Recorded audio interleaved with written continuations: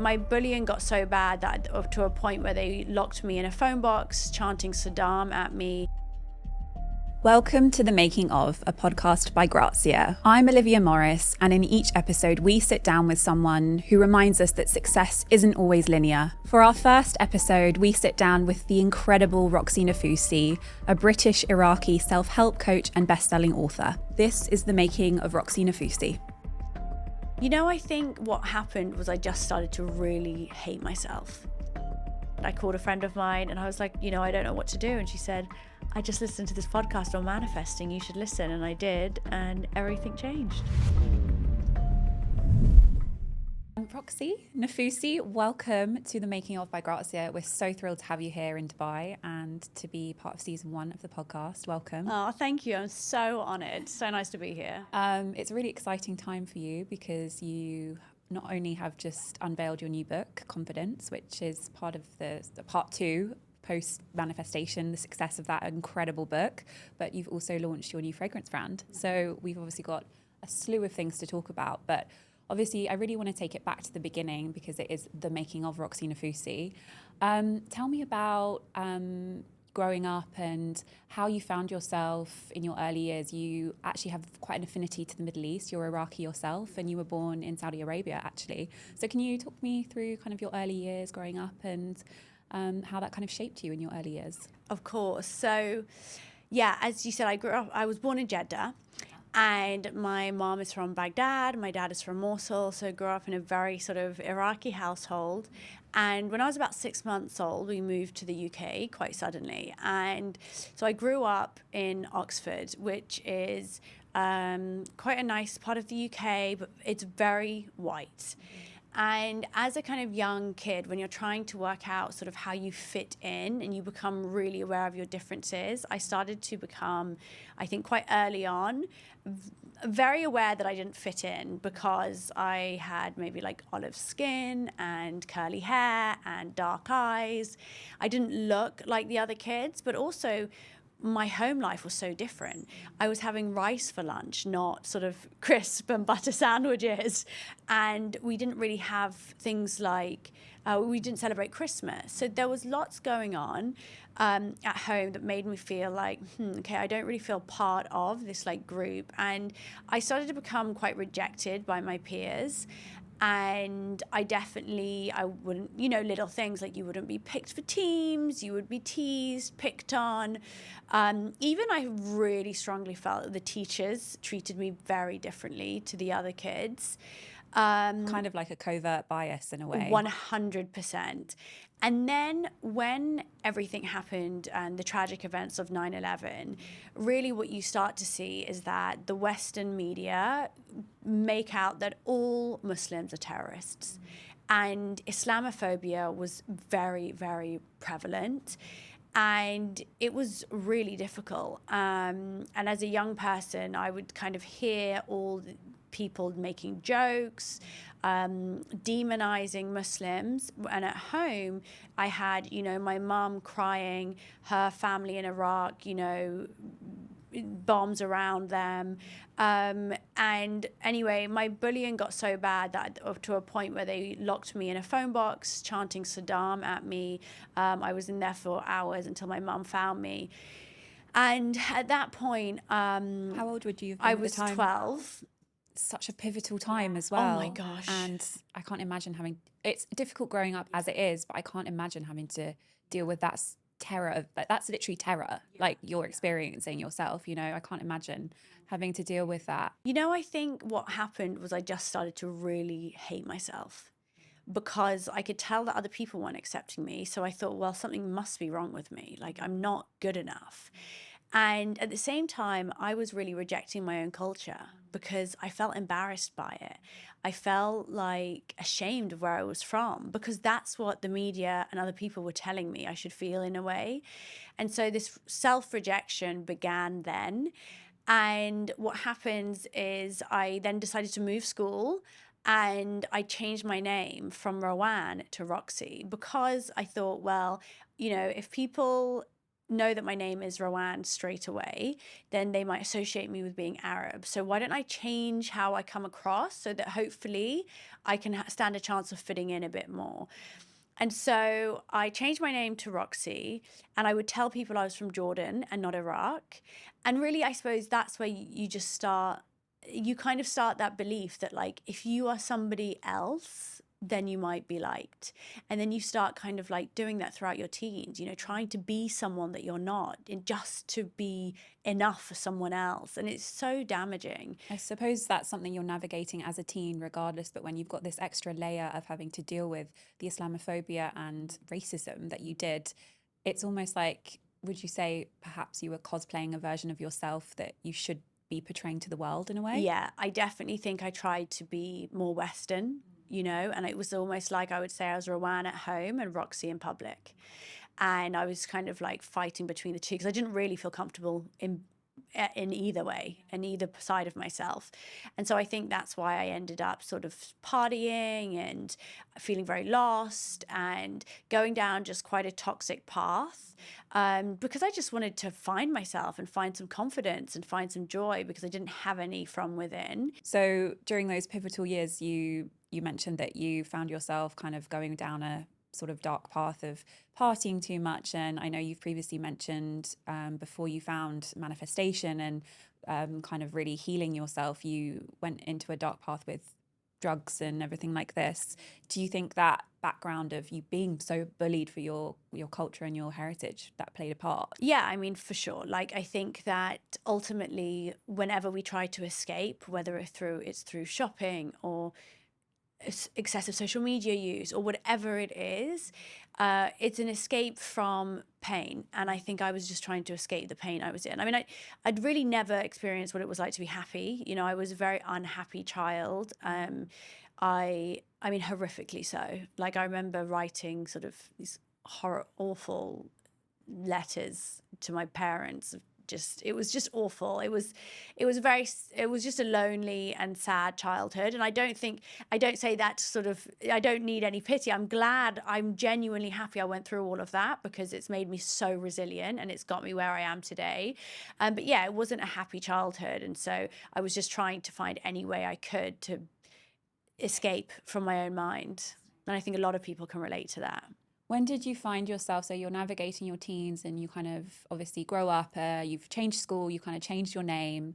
When did you find yourself really starting to hit, as you've previously described, rock bottom? You know, do you think it was just a culmination over time of just not really loving yourself in a way? Yeah. I hit rock bottom when I was 27. So it was just before my Saturn returns. So if anyone into astrology can relate to that. So it was sort of May 2018. I'd gone on a yoga teacher training course, and I'd really thought that if I was in Thailand for a month and I had no access to any vices and I was meditating every day, and I was practicing yoga, then I would come back and I would finally change. And I think sometimes we do this, you know, we might go on a retreat or go on a weekend away and we think, oh, I just need to get out. And when I'm back, it'll be different. But the truth is, unless you've worked on yourself and healed, you will just fall back into the same patterns, which I did.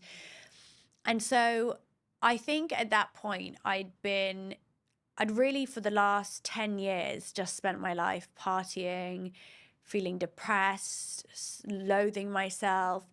And I think what often happens is there isn't this like one big moment, but more you just become so exhausted of the way that you're living. And I think that's what I experienced. I was just so tired and I felt so hopeless and I didn't understand how I would find a way out of it. And then I called a friend of mine and I was like, you know, I don't know what to do. And she said, I just listened to this podcast on manifesting. You should listen. And I did. And everything changed. Did you understand the concept of manifestation before you found it? Or was it literally just like you've stumbled upon this recommendation and suddenly you're like, oh, wow, this really makes sense for me? You know what? Like, no, I had no idea. Like I'd known The Secret, which was more about like positive thinking and it was more about the law of attraction, which is part of manifestation. But I'd never really heard the word manifestation. I definitely didn't know what it meant. But in this podcast, what they explained was that we were manifesting from our subconscious beliefs about what we deserve. And so if we had self-worth, and if we believed we were worthy of love and success and abundance, we would attract it into our lives. And so I was like, okay, I have none of those things. And so I'm keeping myself stuck. And so it was like this beacon of hope. And I think that's what manifestation is for so many people. It's hope. It's like, oh my gosh, maybe I've got the power to create change in my own life. Maybe I'm not just a victim to my circumstances. Maybe I can take responsibility. And that felt honestly so exciting to me. I was like, oh my God, I'm going to be able to do this. And it's like this fire just lit within me, and everything changed from that moment. What was a key moment then that you realized, putting this motion of manifestation into practice, you really started to see change in your life? Well, Because again, I know you said it's not really one thing sometimes, but a culmination of things. But is there kind of a light, as you just said, a beacon of light moment where you're like, oh, wow, actually, you know, this is really affecting me in a really positive way for the first time in my life? oh my God, definitely. Okay, so what happened was, after I discovered manifestation, I went home and I started researching it, and I realized that your subconscious was kind of like driving everything. And so then I started researching it more, and I realized, okay, you can change what you believe about yourself if you start feeding your subconscious with this positive messaging. And one really easy way to do that is to listen to affirmation meditations. So it's like a meditation with affirmations on repeat. And I really wanted to manifest love at that time of my life. You know, I was a young 27-year-old girl, and I was like, I just want to be in love. And so I started falling asleep every night to this affirmation track, and it would be like, I am ready for a loving relationship. My soulmate is on their way to me. And I would listen to it every night. And I remember I actually came to Dubai in this time. I remember so distinctly falling asleep to this affirmation track, and then opening up a dating app and seeing this message from this guy called Wade. And I was like, okay, whatever. Anyway, we kind of like instantly started messaging like nonstop. And I was like, oh, there's definitely something in this. And a couple of weeks later, it was about the 26th of June, we met for the first time in London. And I remember I just went, oh my God, I manifested you. And Did you say that? yes. Oh my God. And was he like, no, what is he that? was like, okay, cool. I'm happy to have been manifested. Yeah. And I think honestly, it really was sort of love at first sight with us. And, you know, a year later, we had our baby boy Wolf. So it was really special. That was a big turning point for you. Obviously, since then, you've really grown this incredible community online, spreading the word of manifestation. And you, a few years ago, launched, as we mentioned earlier, this incredible book, which has been a worldwide bestseller. How did it come about? Was it a process of you starting to share online about manifestation that you started to build this community? And what was the response that you received when you started kind of spreading that word? Was that an intentional thing that you wanted to do? So it kind of did really honestly happen so organically. So what had happened was, just before I found out I was pregnant, I had, and I do think this was a gift from the universe, but for some reason I had decided that I would start something called Agni Aunt Sundays, where every Sunday I would do an Instagram Q&A and ask people to send in their dilemmas, and I would give them advice. Kind of like an old agony on Yes, column in like OK magazine or exactly. something. And I Yeah. remember feeling so nervous the first time. I was like, is this like silly? I had a small following, about like maybe 15,000 followers at the time. And I was like, oh, I don't know if it just seems a bit silly, but whatever. Like, I really love giving people advice, and I want to feel of value. Anyway, when I then discovered I was pregnant, I actually went into a very deep and dark depression. That's a whole other story. But what gave me this like moment of like peace each week was the Sunday where I was helping other people. And I think in that moment, I realized that being of service was so integral to my well-being, to giving me something to look towards. It gave me this like thread of purpose, and I realized that that's what I wanted to do. I wanted to help others and use my own experiences to do that. And so I carried this on every Sunday, and I was gaining more and more people were asking me questions each week. So I was gaining some kind of community, and at the same time I was very, very honest and vulnerable in my own experiences about pregnancy, my mental health, things I'd been through. And I was also immersing myself in self-development. So I was reading every book, listening to talks, podcasts, whatever it was. And I was really inspired by speakers like Brené Brown and Tony Robbins. And I was like, I want to do that. I want to go on stage and I want to speak. And it's just like a moment of like clarity. I was like, that's what I want to do. So when Wolf was 5 months old, I hosted my first workshop. And I remember I rented this like old church. It was like £200, which I was so like nervous about at the time. I had these like balloons with these like affirmations on them, and I made like, my friend made little bracelets for everyone, and I printed out these notebooks. It was so cute, honestly. And when I got on stage, I was so nervous. My legs were honestly like jelly. I had Wade in behind the curtain pressing play on the music when I'd nod to him. And I think even though I wasn't ready at the time, you know, I did it anyway. And that's the advice I would have given someone else, which is like, don't wait to be ready, just like start. And as soon as I did it, I think I just knew like, this is what I'm supposed to do. And the response, and the first workshop was on self-love. And the response was really positive. And then I came to wanting to do another one in January 2020. And I was like, guys, I've been learning about this thing called manifestation. Would you want me to do my next workshop on it? And honestly, a few people, it was probably like 5 people, were like, yeah. And I was like, okay. So I got my notes out on my phone. And honestly, within 5 minutes, I had my 7-step guide to manifesting written down, because I was like, okay, manifesting, I've realized, is something that all speakers, philosophers, thinkers, all these people I'm drawing inspiration from, they're all talking about the power of your mind. How can I like simplify this into a step-by-step process so people can really understand how to do it? So I hosted that first workshop, and really at that point, I had no idea if it would resonate, if people would benefit from it, if it would work. But I believed it would, because it had worked for me. But I was one case study, do you know what I mean? So I was like, how can I need to test it. And I think sometimes, you know, after you've done things like that, you always are just like, oh God, I really don't know how that did. And I didn't leave thinking that was amazing. But then the messages started coming of, oh my God, that was incredible. Oh my God, that really changed my perspective. And then, oh my God, you'll never guess what I manifested.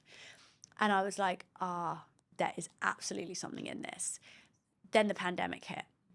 So I took my webinars online, and I started hosting these online webinars, which started as 150 people. By word of mouth would then be 1,000 people. And then I was like, okay, like, wow, this is something. I need to write a book on this. And to be honest with you, when I went to write that book, my kind of vision was, I'm going to write the modern day version of The Secret. Okay. And Interesting. I think that I did. And I think I really did have big visions for that book. And I knew the power of those 7 steps. And I was so excited for everybody to experience it, because I just believe it's so life-changing. And there is nobody on earth that will not benefit from those 7 steps. And so it has been like such an incredible mission to spread it and to see it go all over the world. And it's such an honor. Honestly, I'm just so passionate about manifestation. For those who don't know about manifestation, can you break it down in those initial 7 steps that you would have written on your iPhone for us? Because I mean, it is a really widely popular concept now, particularly because of figures like yourself. But you know, some people still find the concept quite overwhelming sometimes to really harness. How would you say, well, yeah, your 7 steps basically. What are the main characteristics of manifestation, and what do you need to do to really embody it? Okay, so to kind of like summarize as well, manifesting is using the power of your mind to change and create the reality you experience.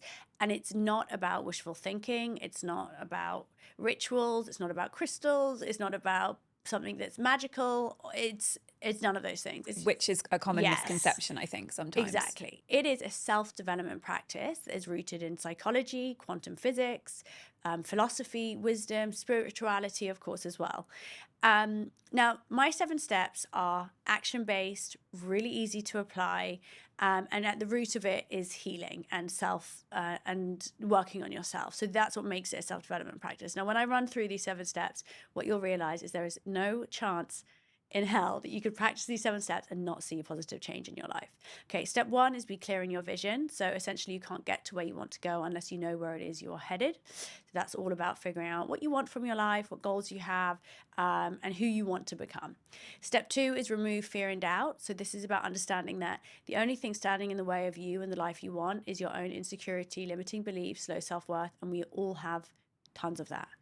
And so this is really like an undoing of all the negative conditioning that's told us that we're not enough as we are. And this is the healing that's required. And that is what has made, for me, manifesting such a profound journey to go on, because I've actually learned to love myself and be confident in who I am. And that is like the greatest gift that this practice has given me. Absolutely. Step 3 is align your behavior. So this is all about taking action, stepping outside your comfort zone, doing the work you need to do to get to where you want to go.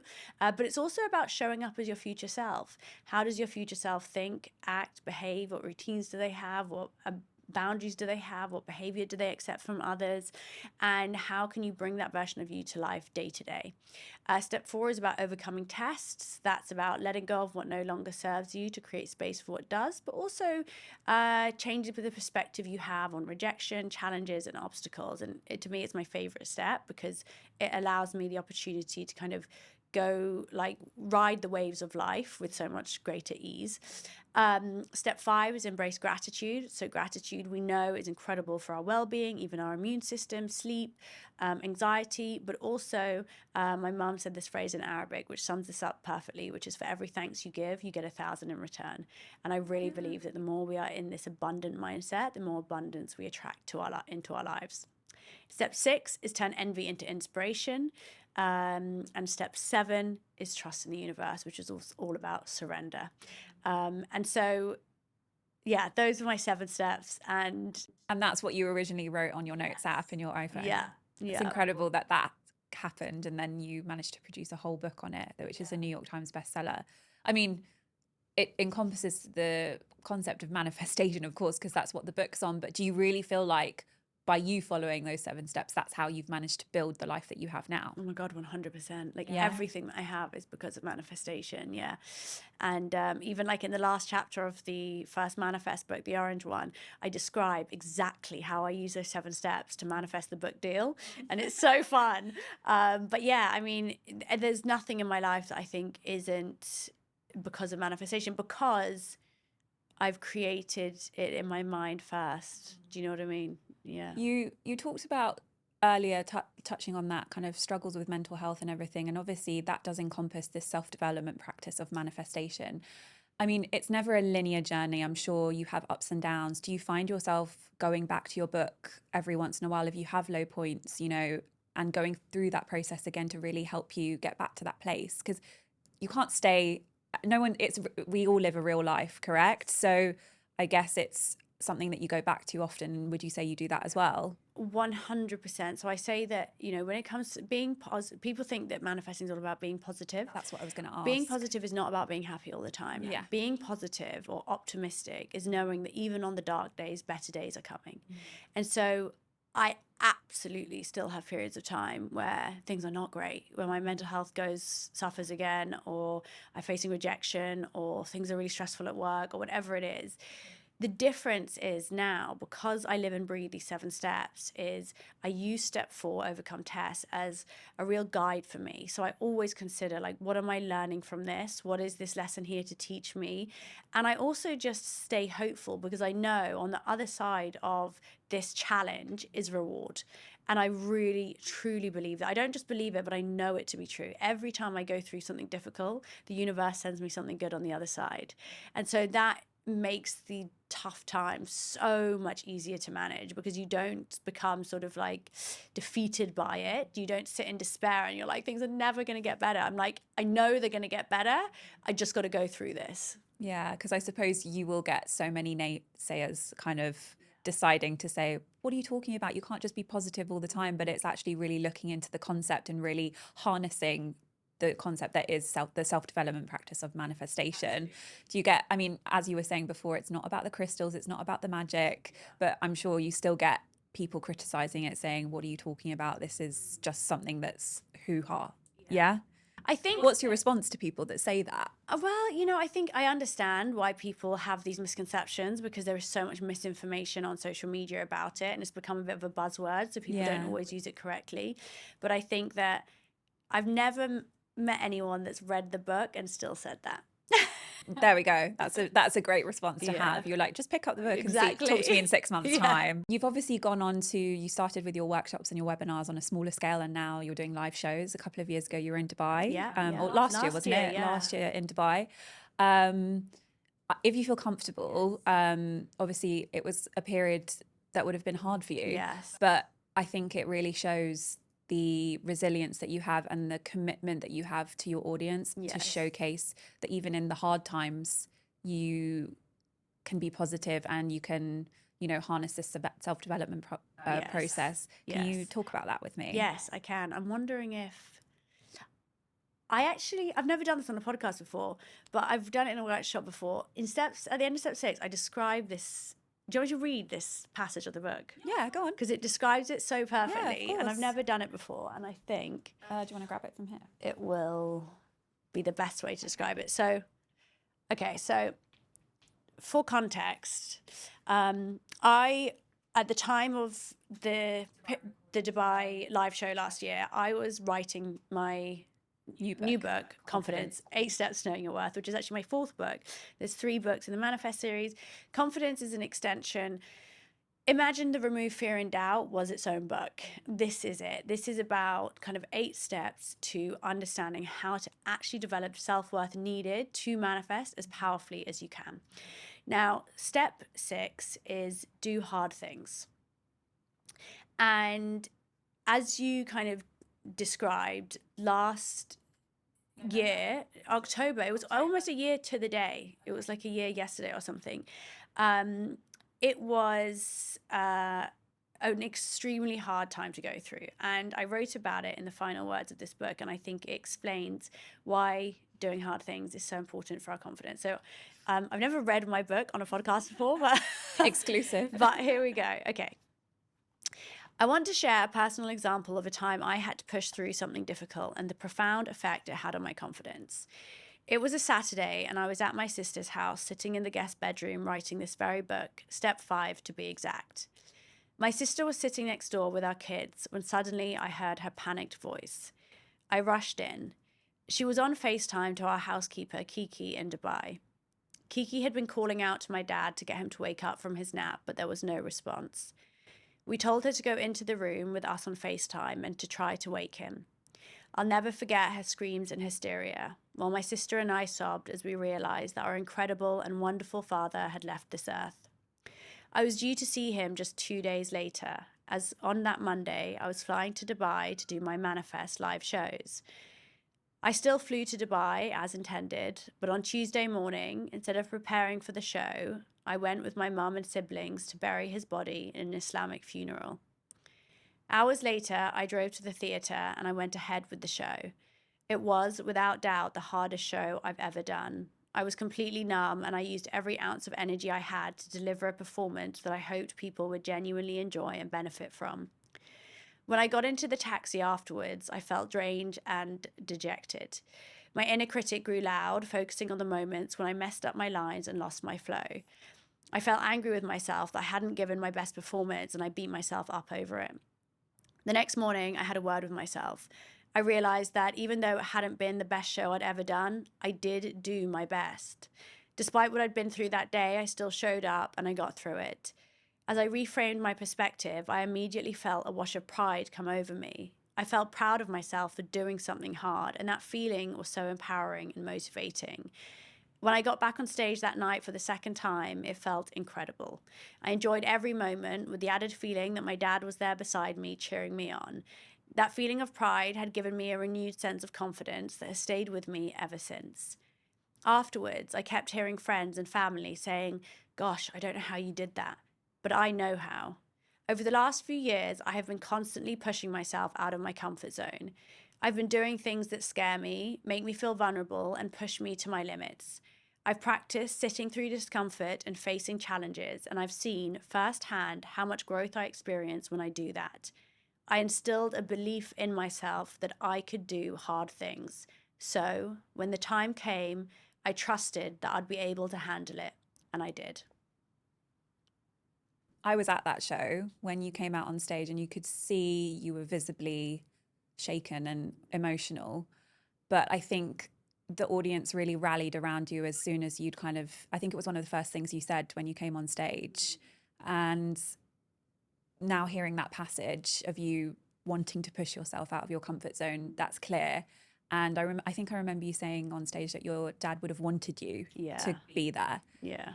How at the time did it feel? I know you've just described it in the book, but kind of more so describing it now. Is it something that you were close to not doing, or what was did you just feel like you just couldn't do it? Yeah, there was like no way I was not going to do it. I think because so many people had bought tickets and I just didn't want to let them down. And I absolutely knew my dad would be like, go, like, you've got to do it. I also think I was probably like a little bit numb at that point. So it was just really hard. What I was so frustrated was clearly my head was just not in the right state of mind. And so it was the first show I've ever done where I forgot my lines. It didn't seem like it. Thank you. I got muddled. I wasn't in flow. And I get so much confidence from doing my work and being sort of in flow. And so I felt so pissed off with myself and frustrated, and it was really, I was so disappointed in myself. And then it was only when I reframed it the next day that I was able to look at it differently. But what was really fascinating was that night lots of people were tagging me in their videos, and the picture of the light looked exactly like a white bird. Did it? In all these Insta stories that I was tagged in, and I was like, oh my God, it was like so touching, and I felt like a real sign. He was there with you. Obviously, you've just read that passage from Confidence, your new book, which is the next in hopefully a series that we're going to see. Why did you decide to kind of just release this book on confidence, and what was it? What was the turning point for you that kind of extends beyond the manifestation series to confidence now? You know, I think that when I learned to manifest, I manifested love, and then I manifested like incredible success in my career. And but when I wasn't working, the self-loathing was still there, and it was so loud. I'd kind of made lots of progress, but that healing part was still really like, I was really struggling with it, and I was still struggling to find that confidence within myself in the quiet moments. And it was impacting everything. And I knew that, like, yes, I'd already manifested so much, but I haven't even touched the sides. Because imagine what I could do if I actually was like truly confident in myself all the time. If I actually liked who I wasn't self-conscious, if I could just be who I wanted to be, you know, without hesitation. And I thought, well, look, if I've managed to figure out a way to manifest, and I know that self-worth is at the core of this, I can find a way to really embody this confidence and to change how I feel about myself. And I'm going to do it so that I can teach other people to do it too. And so I kind of just made it a mission. And I needed to, because a year after the first Manifest book had come out, on the launch of the second Manifest book, which is Manifest Dive Deeper, or Manifest in Action in the US, on the day of launch, I was having a breakdown, like a full breakdown. It was a horrible couple of months.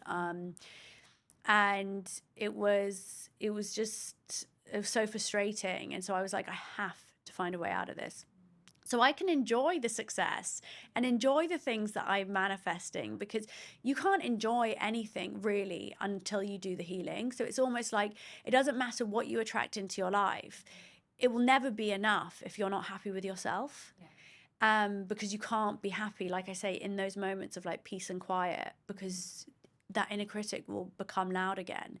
And so it was a mission and a journey, and it was the best thing I've ever done. And honestly, to be able to sit here and actually be like, I'm confident in who I am, I like who I am, it's so freeing, it's so life-changing, and I just want everybody to experience that. And my 8 steps are, again, like with Manifest, they're really action-based. There's loads of space for journaling in this book as well. It's also on audiobook, but it's, you know, master your thoughts, act with intention, which is about showing yourself in your behavior how you feel about yourself. So we can boost our confidence, of course, by changing the way we think and the way we talk to ourselves, but also in the way we behave and treat ourselves day to day, our habits, our routines. So there's loads of amazing tools for that in the book.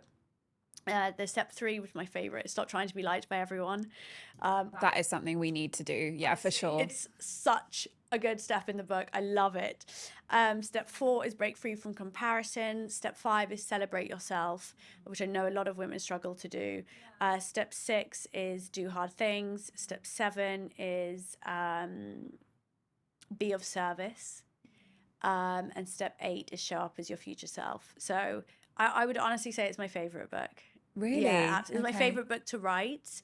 And when was it a cathartic process for you in a way? It was. Like, I genuinely loved writing this book. And I wrote, like, the first Manifest books I wrote in, like, these really intense 8-week periods.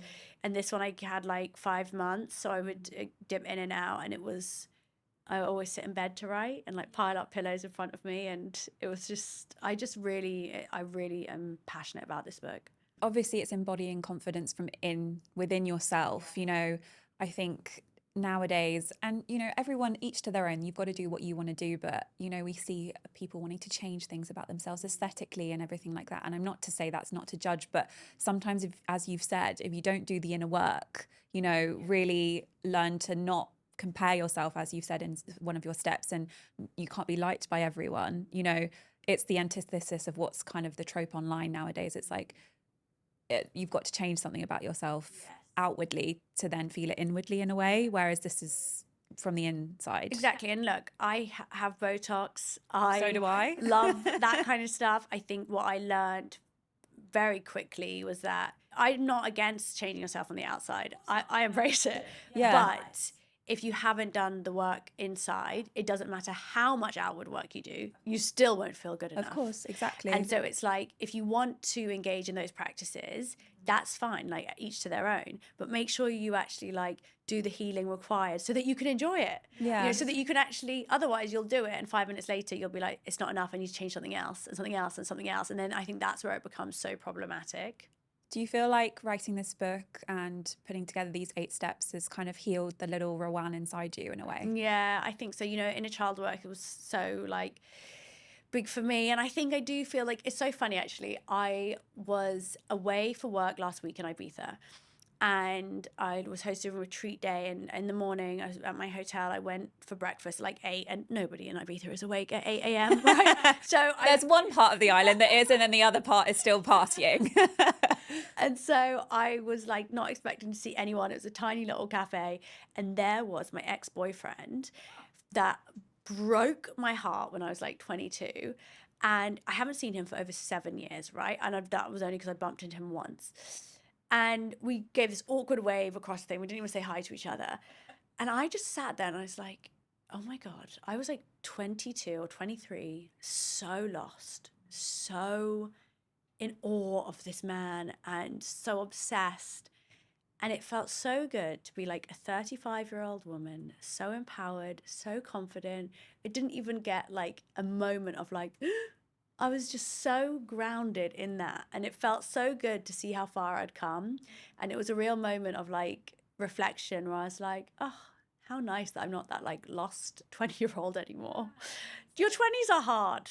Your 20s I'm just so is so happy I don't have hard. to do them again. I keep seeing this coming up on my social media feed. It's like, you've got to live to the max in your 20s and all that kind of stuff. And I definitely feel like I did. But, you know, I turned 30 a couple of years ago, and you do feel a new sense of belonging and I don't know, how would I say, like you've got that inner kind of work done in your 30s. I don't know how to explain it, but you're grounded, you feel more sure of yourself. And I mean, I've been seeing this like the 30s and the new 20s. Yeah. Oh my God, I'm happy to say that. I feel like I look younger now than I did in my 20s. Do. And also, by all accounts, it just keeps getting better. Everyone I know in their 40s is like 40s are the best. Everyone in their 50s are like 50s are the best. I'm like, bring it on. Yeah, exactly. But to just have the confidence to be yourself is, and I feel like, you know, it's a kind of juxtaposition with social media nowadays. You know, you do get the real judgment on it, but it's given the outlet for so many people like yourself to spread the message of being yourself and embracing that. So, you know, I guess it's just about blocking out what you don't want to hear in a way. But yeah, that leads me to go on to, you've not just got your new book coming out, but you've launched a new venture, which is completely different from what you've done before. Yeah. Talk me through Alia. Alia means to rise higher in Arabic. My mum was so over the moon when I told her. I said it was her mum's favourite name because I think the old king of Iraq's wife was called Alia. Okay, I didn't know this, but okay. Which was complete coincidence. But it means to rise higher, which not only is a nod to my heritage, but also really speaks of the ethos of the brand, which is to help women to show up as the best version of themselves and to step into the character of who they want to become. But also what you like to kind of spread to people as well. So it embodies manifestation and confidence too. So really it's an extension of my work rather than something like it's a totally new category, but it's with the same message, which is empowerment. And so I launched something called the Alter Ego Collection. And the Alter Ego collection has 3 scents in it: powerhouse, main character, and scene stealer. Now, each scent is very distinct from each other. So we had a smell earlier. Yes, we did. Yeah. So powerhouse has got that more tobacco, masculine kind of feel to it. It's got the oud in it. And powerhouse, the character is about the you that's sort of ambitious, fierce, wants to call the shots. It's me in my power suit, like ready to take on the day.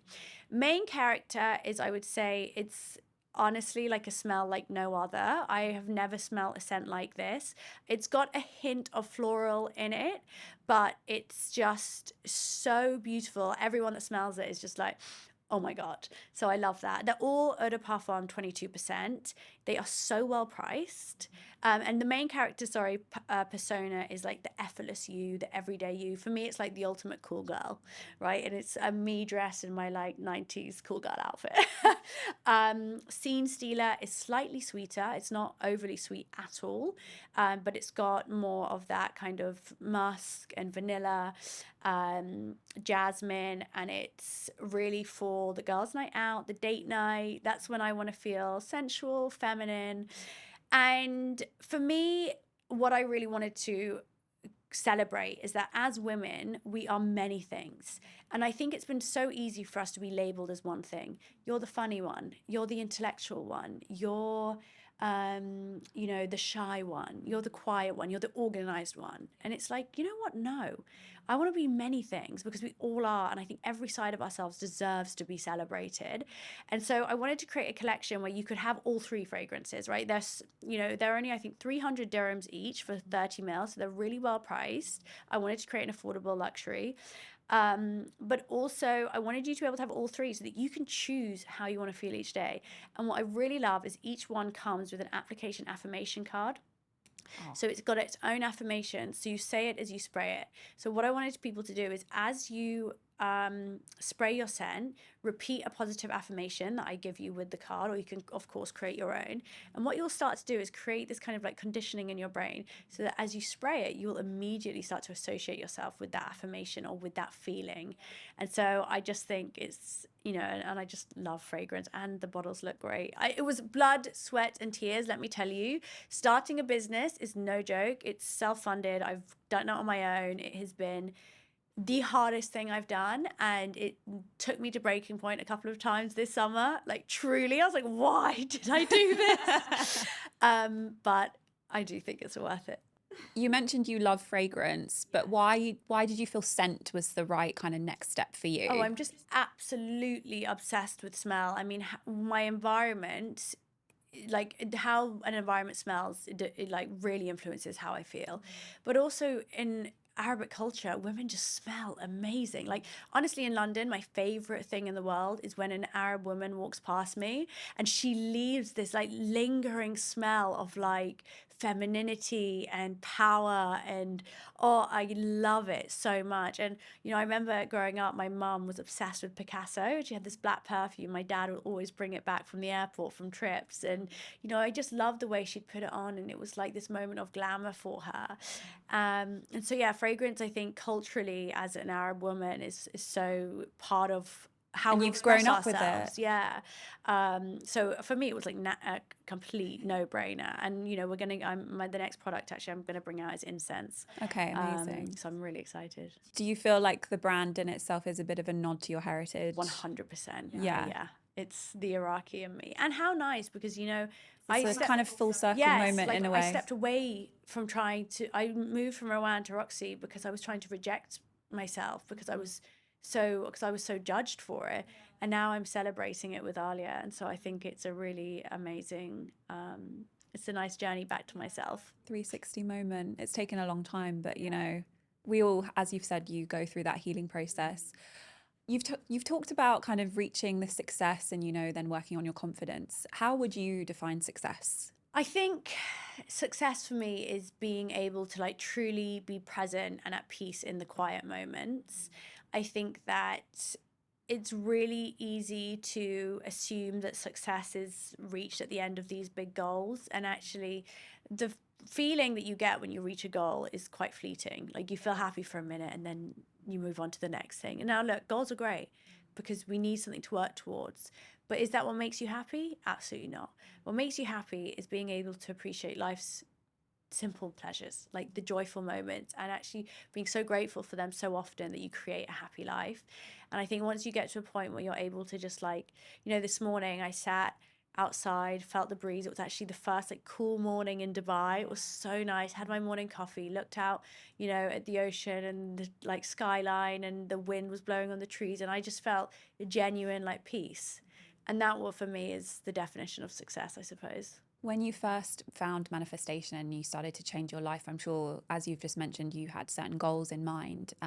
Has that process changed since you've come on this journey of spreading the word of manifestation and now confidence? Has that changed for you in terms of your priorities and how you view success, I suppose? Definitely. Like I would say, I kind of had this freak out like a year ago because I was like, oh my God, I have no goals. Like what? You've done what you wanted to do in a way. And I was like, well, I'm teaching manifestation, so surely I should, because people would often ask me in interviews like, what's next? Like, what are you manifesting? And I was like, ah. And then I was like, no, that's so cool. Like, I've really got to a place where I'm so happy with my life that I trust that things are just going to unfold now the way they're supposed to, and I'm going to keep driving forward, but I don't have this sort of one end goal or anything like that, because I think I'm not searching for happiness at the end. I'm really trying to build it in the day to day. And that's not to say I feel happy every day, by the way. You know, I still have absolutely days of like exhaustion or burnout or stress or grief, you know, whatever it is. It's not happy every day. We all live a real life It's at the real end of the life, day. yeah. But 90% of the time, I feel good and I'm happy and I'm appreciative of life. And trust me, the balance was way skewed the other way before. That's interesting that you mentioned about being asked what's next, and what you previously said about, you know, goals, and, you know, it's a fleeting moment when you reach that goal sometimes, because then you're suddenly just looking to the next thing, which I think sometimes all of us in the age of, you know, social media and swiping and all that kind of stuff, it's an attention span that's like, what's the next? You know, you don't even finish the video on TikTok sometimes before you're swiping. Dopamine hit. I mean, it's very addictive. Interesting that you're saying actually you're just finding solace and happiness in the now, which we often really do forget. What's your advice to really trying to just stay present and grounded and, you know, being in the now? Have a gratitude practice. So the one that I share in step 5 of the Orange Book is this positivity journal, where I recommend at the end of the day, people write down every good thing that happened in the day. So what this will do, it will train your brain to remember the little moments. So at the end of the day, it's not just saying, here's 3 things I'm grateful for: my house, my home, my partner, whatever. It's what were the little moments I can be grateful for? The sun was shining, you know, my morning coffee. I caught up with an old friend. Someone smiled at me on the way to work and it just made me feel really seen. Like whatever. And what you realize is that every day is filled with beautiful moments that are otherwise just completely unnoticed. And this is how you start to train your brain to focus on the good in your life. And for me, it's like the best practice. Somebody who's feeling like lost and wants to do something to change, start with this practice. It's the small moments that we just forget to. We're always, as you said, looking to these big moments and big goals, and actually it's in the small moments that get us there, and we need to be appreciative in the journey in a way. Absolutely. Yeah. Final kind of question to round this off. Obviously, we've talked about your journey to manifestation and your new book and your new business, which is incredible. What would you say if you could kind of get the 12-year-old you? What would you say to that 12-year-old girl that was horrifically bullied and experiencing something that no one should ever have to go through? What would you say to her? Oh God, I think I'd just give her such a big cuddle and just tell her that she was so loved and so enough, and that everything was going to be okay. And she, and that it just didn't matter what everyone else thought. I think you just, as when you're young, other people's opinions are so important to you, and it's so intense, that pressure.